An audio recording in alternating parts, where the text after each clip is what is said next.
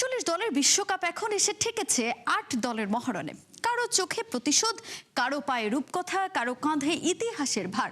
France মরক্কোর পুরনো semifinal হিসাব থেকে আর্জেন্টিনার শেষ মুহূর্তের বেঁচে থাকা, কোয়ার্টার ফাইনালের মঞ্চ প্রস্তুত ফুটবলের সবচেয়ে নির্মম সৌন্দর্যের জন্য শেষ ৮-এর লাইন আপ ও পথ চলা নিয়ে আরও জানাচ্ছেন জুবায়ের নূর।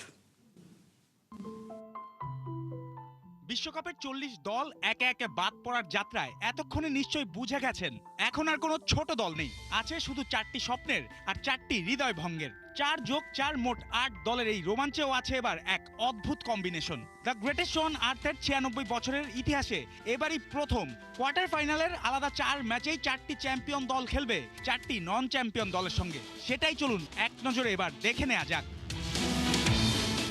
France versus Morocco, Spain versus Belgium, Norway versus England আর আর্জেন্টিনা ভার্সেস সুইজারল্যান্ড।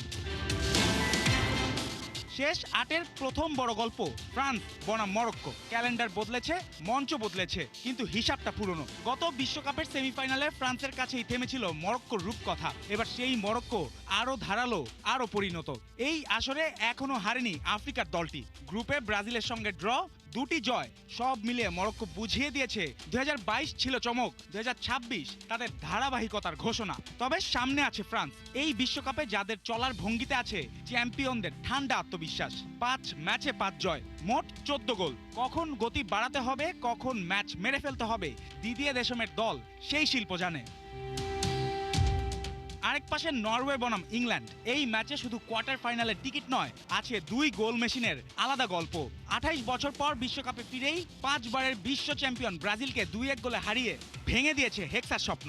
১১ মিনিটের ব্যবধানে আর্লিং হালান্ডের ২ গোল যেন ব্রাজিলিয়ান ফুটবলের বুকে নর্ডিক বজ্রপাত। নকআউটে আগে কোনো জয় ছিল না, আর এখন টানা ২ জয়, প্রথমবার কোয়ার্টার ফাইনালে। তবে টমাস টুখেলের দলেও বাজছে ইটস কামিং হোমের সুর। ইংল্যান্ড এখনো অপরাজিত। শেষ ৩২-এ হ্যারি কেইনের জোড়া গোল, আবার হালান্ডেরও জোড়া গোল। কেইন বনাম হালান্ড, ইংল্যান্ড বনাম নরওয়ে। এটা কেবল ম্যাচ নয়, ইউরোপীয় শক্তির নতুন মানচিত্র আকার লড়াইও বটে। স্পেন বনাম বেলজিয়াম, এখানে মুখোমুখি ধারাবাহিকতা আর নাটক। পর্তুগালকে ১-০ গোলে হারিয়ে শেষ ৮-এ আসা স্পেন টানা ৩৫ ম্যাচ অপরাজিত, ২৬ জয়, ৯ ড্র।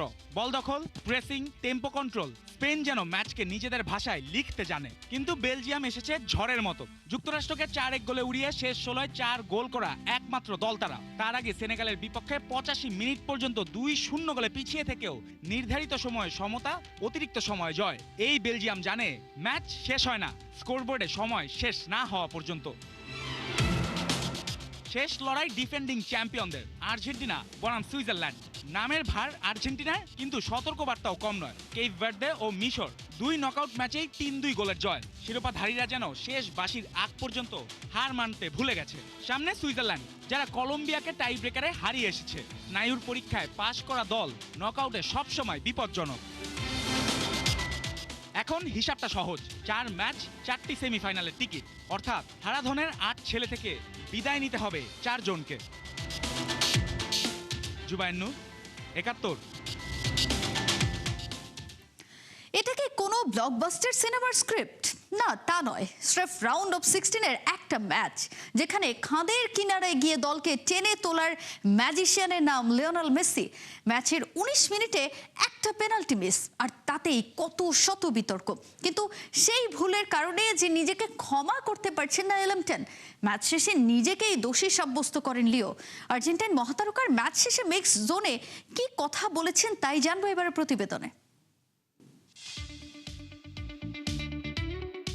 টুকরো সুখের মেঘ উঠছে আকাশে। ও যে মেঘ নয়, just a piece of pitch. ও যে মেঘ নয়, শুধু এক টুকরো শান্তি। তুমি শান্ত, তুমি শুভ্র, তুমি যে শূন্যে ভেসে থাকা এক জলজলে নক্ষত্র। He is the greatest footballer of all time, Lionel Andres Messi. আকাশের ঠিকানায় যেন কোনো এক সুখের মেঘে ভাসছেন তিনি। নিচে এক ঝাঁক অনুগত হাত। বুক থেকে যেন এক মস্ত বড় পাথরের বোঝা নেমে গেছে। মরুর বুকে বুক ভাঙা কান্না নয়, এ যেন এক মহাকাব্যিক আনন্দের ফিনিক্স পাখি হয়ে ডানা মেলার গল্প। অথচ ম্যাচের ১৯ মিনিটে গল্পটা হতে পারত চরম ট্র্যাজেডির। স্পট কিক থেকে গোল করতে ব্যর্থ হলেন ফুটবল বিধাতা স্বয়ং। মিশরের গোলকিপার মোস্তফা শোবেরের হাতের জাদুতে স্তব্ধ হয়ে গেল গোটা বিশ্ব। পেনাল্টি মিসের পর মেসির মনে তখন একটাই চিন্তা, দলের ত্রাণকর্তা হয়ে কি নিজেই ডোবাচ্ছেন দলকে? ভেবেছিলাম আমি দলকে ডুবিয়ে দিলাম। পেনাল্টি মিস করার পর আমি ভীষণ রেগে গিয়েছিলাম নিজের উপর। যেভাবে আমি শটটা নিয়েছি তাতে আমার মনে হচ্ছিল আমি পুরো দলকে ডুবিয়ে দিলাম। কিন্তু পিকচার তো এখনো বাকি। শেষ ভালো যার সব ভালো তার। হারের ঠিক দোরগোড়ায় দাঁড়িয়ে শুরু হলো আর্জেন্টিনার সেই চিরচেনা কামব্যাক শো। ম্যাচের বয়স যখন ৭৯ মিনিট, তখনও রূপকথা লেখা বাকি। এরপর যা হলো তা ফুটবল ইতিহাসের পাতায় স্বর্ণাক্ষরে লেখা থাকবে। মাত্র কয়েক মিনিটের ঝড়ে ৩-২ গোলের অবিশ্বাস্য এক জয়। মেসি নিজে এক গোল করলেন, সতীর্থকে দিয়ে করালেন আরেকটা। একেই বোধহয় বলে ক্যাপ্টেন স্নব। ২-০ ব্যবধানে পিছিয়ে পড়ার পর ঘুরে দাঁড়ানো সহজ নয়। পরবর্তী রাউন্ডে যেতে পেরে আমি খুশি, এবং যেভাবে আমরা এটা করেছি তা নিয়েও। ২-০ হওয়ার পর পরিস্থিতি কঠিন হয়ে গিয়েছিল, এবং আবারও ম্যাচটি নিজেদের দিকে ঘুরিয়ে নেওয়াটা অনেক রোমাঞ্চকর জার্নি ছিল।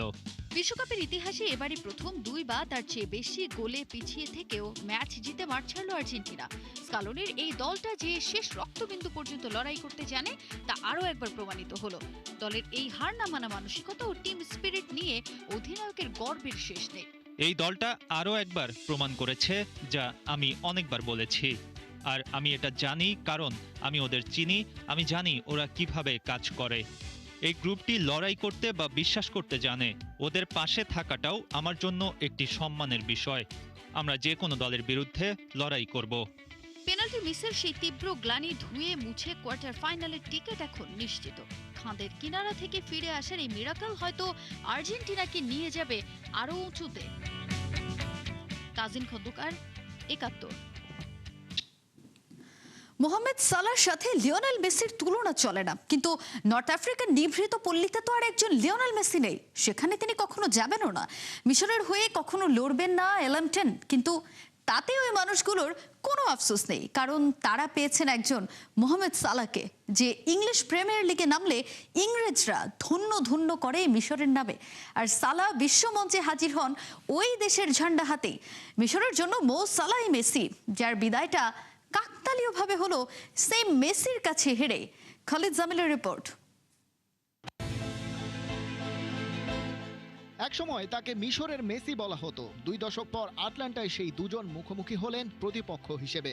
আর ম্যাচ শেষে বোঝা গেল কেন তুলনাটা কখনো সঠিক ছিল না। সেই প্রথম থেকেই দুজনের দুটি পথ দুটি দিকে গেছে বেঁকে। যদিও দুজনেই হয়েছেন কিংবদন্তি, তবে সালাহ শুধু নিজের সার্কেলে আর মেসি সারা দুনিয়ায়। একজনের পথ শেষে ওয়ার্ল্ড কাপ ট্রফিতে গিয়ে ঠেকেছে, অন্যজন বহু দূরে থেমেছেন বারবার। মেসি আর সালার গল্প শুরু থেকেই আলাদা। এলামটেন বার্সেলোনায় গেছেন কিশোর বয়সে। জাভি, ইনিয়েস্তা, বুস্কেটসের মধ্যমণি হয়ে থেকেছেন বার্সেলোনার সেরা সময়ের কেন্দ্রে। সেখানেই একে একে জিতেছেন ৫টি ব্যালন ডিওর। অন্যদিকে সালাকে যেতে হয়েছে বাসেল থেকে চেলসিতে। সেখানে থমকে গেছেন, পিছিয়ে এসেছেন ফিওরেন্তিনা আর রোমায়। তারপর ২০১৭-১৮ সিজনে লিভারপুল অধ্যায়ের শুরু। ইতিহাস লিখেছেন লাল রঙে।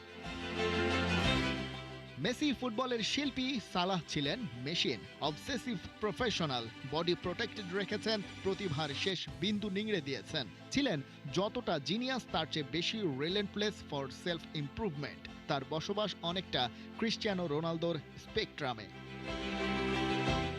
মেসি, সালাহ দুজনেই ছিলেন লেফট ফুটে ডান দিকের অ্যাটাকার, কিন্তু বয়স তাদের আলাদাভাবে গড়েছে। মেসি হয়েছেন ফুটবলের সুপ্রিম অর্কেস্ট্রাটর।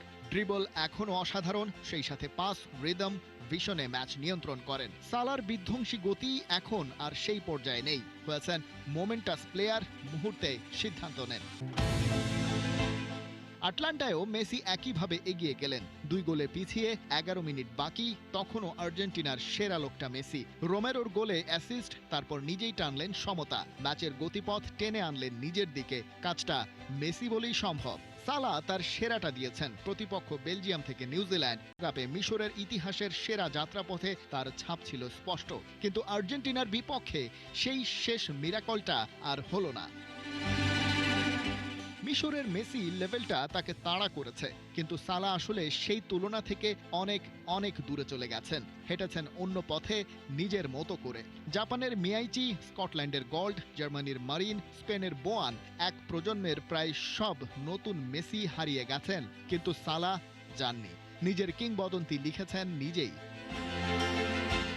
তবু একটা প্রশ্ন থেকে গেল, বিশ্বকাপে একবারও ঠিকঠাক খেলানো যায়নি দ্য ইজিপশিয়ান কিংকে। 2018-তে চোট নিয়ে খেলেছেন, এবার হ্যামস্ট্রিং ইনজুরি থেকে ফিরে এসেছেন। ফুল ফিট সালা বিশ্বকাপের ময়দানি লড়াইয়ে কি করতেন সেটা কখনো জানা হলো না। 2030 বিশ্বকাপে তার বয়স হবে 37, সম্ভাবনা নেই বললেই চলে।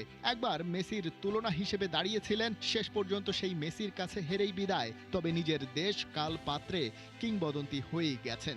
আজ মিশরের ঘরে ঘরে মো সালাহ একজন দেবতা। এই তকমা আর এই ভালোবাসা এত অনন্য, অসামান্য, এটা আর কেউ দিতে পারবে না। খালিদ জামিল, একাত্তর। কাতার বিশ্বকাপ জয়ের মন্ত্র পড়েই খেলতে নামে আর্জেন্টিনা। লিওনেল মেসি সম্ভাব্য শেষ আসরকে ক্যাশ করে একের পর এক কামব্যাকের গল্প লিখছে আলবিসেলেস্তেরা। মিশরকে হারিয়ে আবেগ আপ্লুত হয়ে পড়ছেন লিওর সতীর্থরা। কারো কারো চোখে এই মেসি ইতিহাসের সর্বকালের সেরা। মিশর ম্যাচের পর লাউতারো মার্তিনেজ ফাঁস করলেন ডিফেন্ডিং চ্যাম্পিয়নদের সাফল্যের রহস্য। বিস্তারিত জানাচ্ছেন আবু নাইম। আরও একবার লিওনেল মেসির প্রেমে মজেছে গোটা আর্জেন্টাইন শিবির। কাতার বিশ্বকাপের মোটিভেশনটা আবারও জেগে উঠেছে এনজো ফার্নান্দেজদের মধ্যে। লুজাইলের মতো এবারও শিরোপা জিতবে আলবিসেলেস্তারা, সেই হুঙ্কারটাও দিয়ে রাখলো মিশর ম্যাচের পর। মিশরের বিপক্ষে আর্জেন্টিনার সেই অতিমানবীয় পারফরমেন্সের পর টেলিভিশনের সামনে আবেগপ্রবণ হয়ে পড়েন এনজো ফার্নান্দেজ।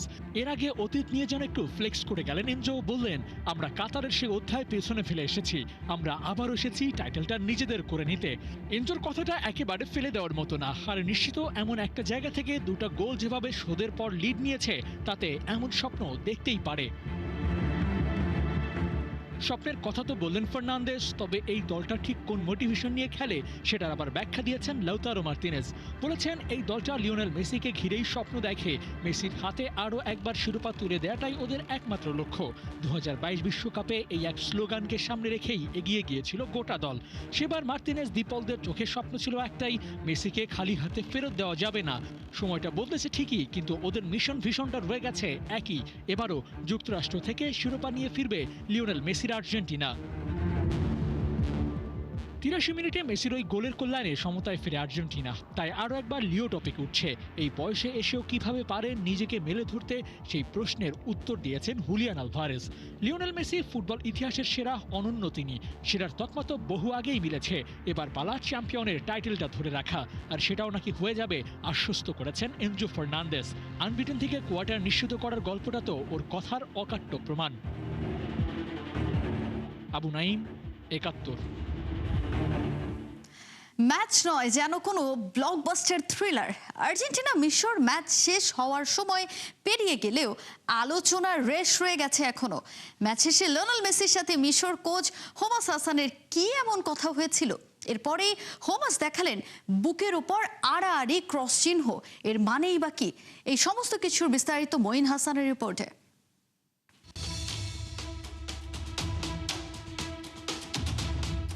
90 মিনিটের একটা ম্যাচ না, স্রেফ একটা ব্লকবাস্টার থ্রিলার। মিনিটে মিনিটে টুইস্ট আর এক এক লাইনে স্ক্রিপ্টের বাক বদল। কত কি না দেখালো একটা ফুটবল ম্যাচ।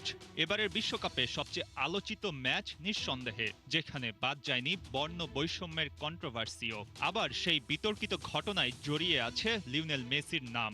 যদিও পুরো ঘটনা নিয়ে ম্যাচের পর কেউ বিস্তারিত আলাপ তোলেননি, কিন্তু ঘটনাটা আসলে কি ছিল? মিশরের বিপক্ষে 13 মিনিটে দুর্দান্ত এক কামব্যাক দিয়ে আর্জেন্টিনা তখন 3-2 গোলের ব্যবধানে এগিয়ে। ম্যাচের একেবারে শেষ মুহূর্ত। ম্যাচ জুড়ে নানা সিদ্ধান্ত নিয়ে মিশরের টিম ম্যানেজমেন্ট তখন বেশ উত্তপ্ত। সোশ্যাল মিডিয়াতে ছড়িয়ে যাওয়া এক ভিডিওতে দেখা যায় টাচলাইনের পাশে উত্তেজনাপূর্ণ এক পরিবেশে মিশর কোচের উদ্দেশ্যে কিছু একটা বলছেন মেসি। এর পরপরই মিশরের কোচ দুই হাত বুকের সামনে আড়াআড়ি ক্রস আকৃতির ইশারা করেন, যা ফিফার বর্ণবাদী আচরণের অভিযোগ জানানোর একটি পদ্ধতি। কিন্তু প্রশ্নটা হলো, মেসি ঠিক কি বলেছিলেন সে বিষয়ে এখনো নিশ্চিতভাবে কিছু জানা যায়নি।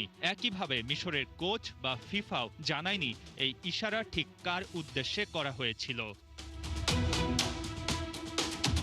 সরাসরি মেসির উদ্দেশ্যে এমন ক্রস দেখানো হলো নাকি আর্জেন্টিনার বেঞ্চ, ম্যাচ কর্মকর্তাদের বা মাঠে সামগ্রিক পরিস্থিতির দিকে ইঙ্গিত দেয়া হয়েছিল তা এখনো অজানা। তবে এমন সাইন দেখালে রেফারি ঠিক কী ধরনের সিদ্ধান্ত নিতে পারেন সেটা জানা যাক। ফিফার নিয়ম অনুযায়ী 2 হাত ক্রস করে কেউ অভিযোগ করলে সাময়িকভাবে খেলা বন্ধ ঘোষণা করা হতে পারে। অভিযোগ যদি অব্যাহত থাকে তবে পরবর্তী ধাপে ম্যাচ স্থগিত বা প্রয়োজন হলে পরিত্যক্ত ঘোষণা করাও যেতে পারে। তবে আর্জেন্টিনা মিশর ম্যাচে এ ধরনের কোনো ঘটনা ঘটেনি। রেফারি শেষ দিকে মিশরের একাধিক ফুটবলার ও কোচিং স্টাফকে হলুদ কার্ড দেখিয়েছেন, এমনকি একজনকে লাল কার্ডও দেখানো হয়েছে। মিশর আর্জেন্টিনা ম্যাচ নিয়ে আলোচনার তুবড়ি থামছেই না। শুধু মাঠের ভেতরের আলাপে থেমে নেই এই ম্যাচ, ছড়িয়ে গেছে মাঠের বাইরেও। কিছু প্রশ্নের উত্তর মিললেও কিছু প্রশ্নের উত্তর এখনো অজানা। বিশ্বকাপ যেন ইহাকেই বলে প্রমাণ হলো আরও একবার। মঈন হাসান, ৭১। বাংলাদেশ পাকিস্তান ফুটবল সম্পর্ক উন্নয়নে বাফুফেকে বিশ্বমানের 1000 ফুটবল উপহার দিয়েছে পাকিস্তান। এই ফুটবলগুলো দেশের বিভিন্ন ইউথ একাডেমিতে পাঠানো হবে। বুধবার বাফুফে ভবনে আয়োজিত এক অনুষ্ঠানে পাকিস্তান হাই কমিশন ফুটবলগুলো বুঝিয়ে দেয়। এ সময় পাকিস্তানের হাই কমিশনার ইমরান হায়দার সহ উপস্থিত ছিলেন বাফুফে সভাপতি তাভিদ আওয়াল, সহ সভাপতি ফাহাদ করিম। অনুষ্ঠান শুরুর আগে বাংলাদেশ জাতীয় অনূর্ধ্ব 17 নারী দল 2 ভাগে ভাগ হয়ে একটি প্রদর্শনী ম্যাচ খেলে। তৃণমূল পর্যায়ে ফুটবলের বিকাশে এ ধরনের সহযোগিতা ইতিবাচক অবদান রাখবে বলে আশা করেন অতিথিরা।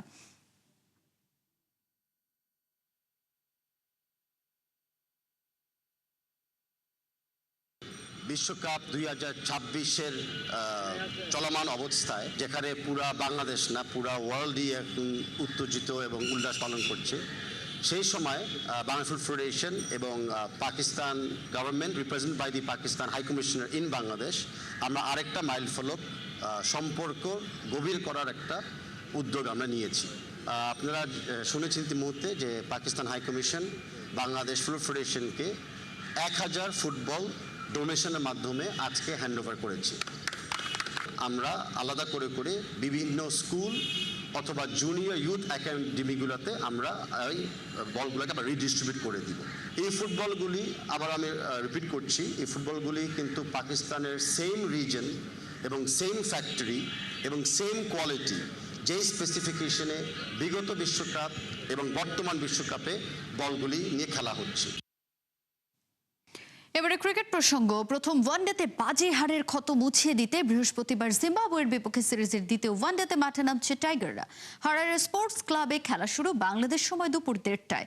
প্রথম ওয়ানডেতে জিম্বাবুয়ের দেয়া 141 রান টপকাতে পারেনি মেহেদী মিরাজের দল। 116 রানেই গুটিয়ে যায় প্রায় 17 ওভার হাতে থাকতে, যা জিম্বাবুয়ের মাটিতে দ্বিতীয় সর্বনিম্ন স্কোর টাইগারদের। সিরিজে টিকে থাকতে এই ম্যাচে জয়ের বিকল্প নেই বাংলাদেশের। টিম ম্যানেজমেন্টের সবচেয়ে বড় দুশ্চিন্তা দলের ব্যাটিং ডিপার্টমেন্ট। যদিও বাংলাদেশের জয়ের ব্যাপারে আত্মবিশ্বাসী ব্যাটিং কোচ মোহাম্মদ আশরাফুল।